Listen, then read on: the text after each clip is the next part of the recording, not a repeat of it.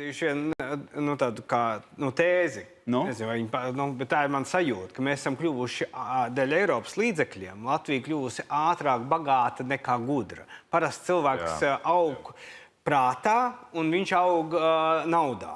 Jo tu paliec gudrāks, vecāks, pieredzējušāks, tu strādā kārtīgi, kļūst profesionālāks savā nozarē, tu kļūst arī bagātāks. Un tu māki ar to naudu rīkoties.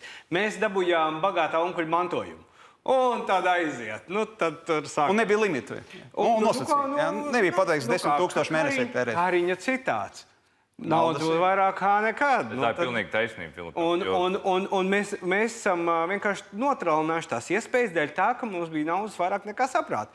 Bet tā cerība, ka Kulbergs nemainīsies, jo kamēr viņš bija premjera kandidāts, viņam bija mantra neordināri apstākļi, neordināri risinājumi. Es ceru, ka šī mantra nepazudīs līdz ar to, ka viņš nokļūst premjera. Tas jau viņam tā ir izdzīvošana viņa, kā politiķim. Jā, bet jautājums ir, vai viņš to tiešām tā jūt. Es ceru, ka jā.